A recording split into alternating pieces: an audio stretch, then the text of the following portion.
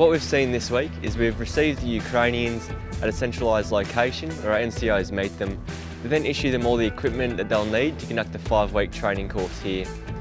We then take them to our camp where we then start the initial induction phase and start teaching them the basic soldier skills they'll need to do their first field exercise, which is where we are now.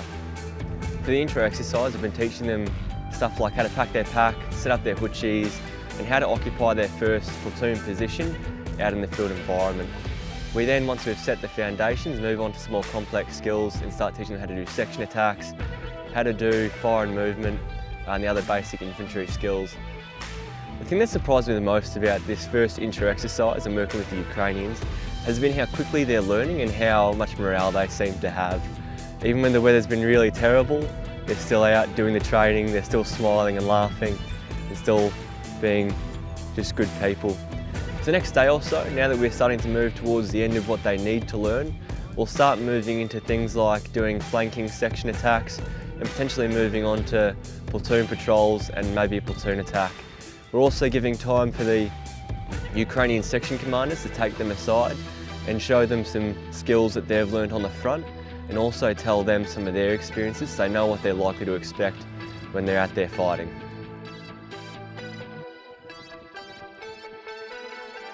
Some of the challenges that the whole platoon will be facing right now is the weather at the minute, well, especially for Australians, but the Ukrainians are a lot more used to this type of weather, so for them it's kind of second nature, which is good for them.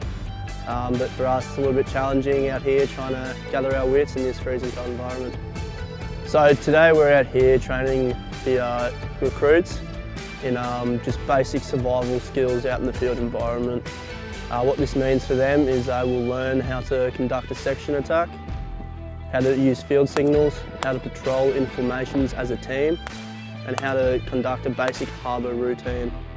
The purpose for learning these types of skills is so that the recruits can go back to their country and use the skills that we have given them in full development and the full extent of their knowledge, and go back and hopefully improve the soldiers' skills over in the Ukraine.